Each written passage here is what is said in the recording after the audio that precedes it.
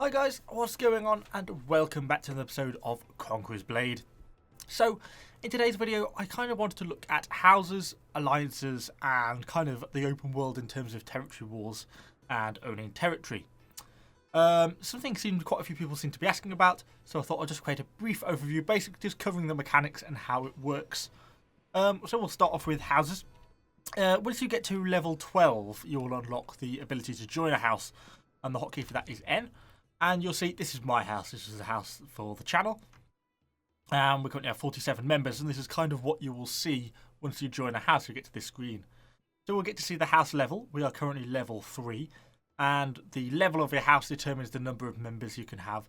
And it also actually slightly affects your ability to join an alliance.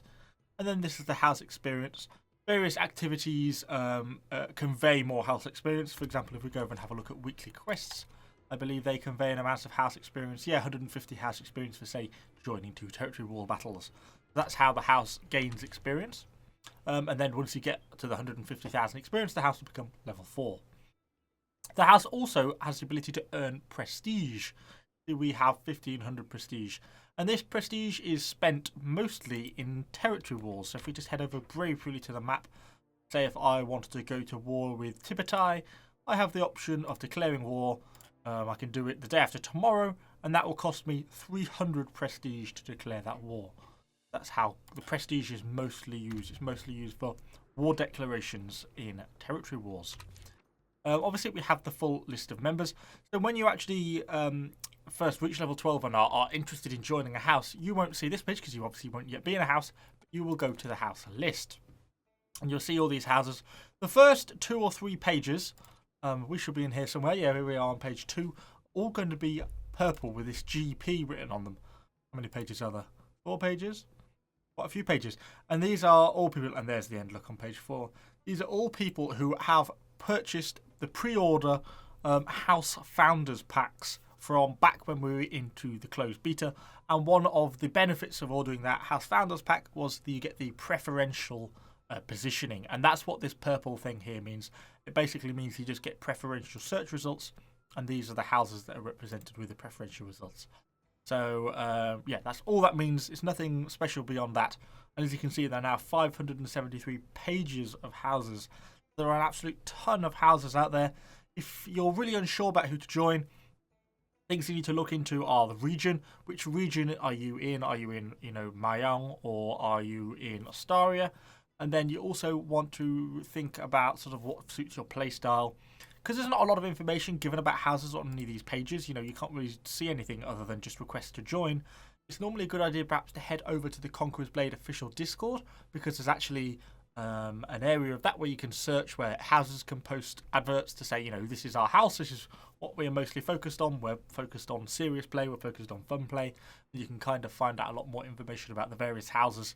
And kind of make contact that way. It's kind of easier than just throwing in random applications, because most houses aren't going to accept just random applications. So once you've had your house established, or if you're in a house and just sort of interested in doing a little bit more in terms of progressing or just understanding, then you may want to look at the alliance list. So alliances are collections of houses up to a maximum of 3. So there can be no more than 3 houses in one alliance.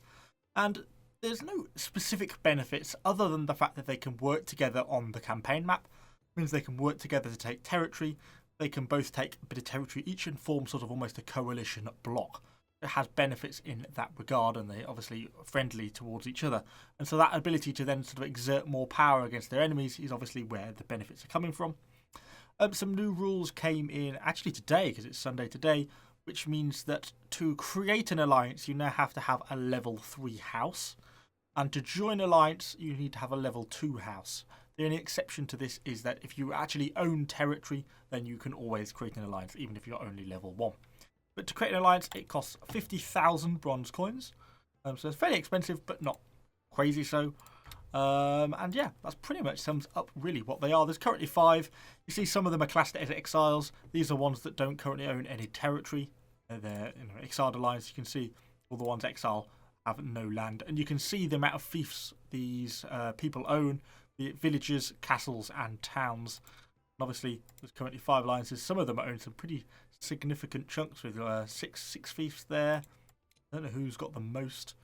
Oh, Inquisition probably. 11 pieces of land. That is a significant amount, isn't it, for their about 150 odd members. So they're certainly raking in the cash.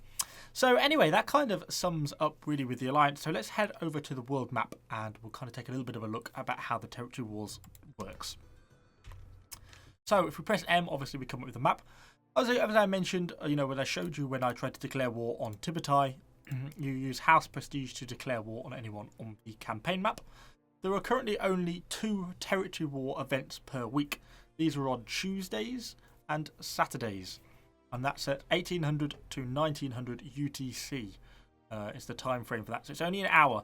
And within that hour, all the wars start. So if you declare a war at any point, and you can declare a war, really at any point, even after the war, even after that territory wars period has started, you can still lay down a war. So no one is safe. You don't have to lay it down a day in advance or anything like that. You can really do it at the very last minute.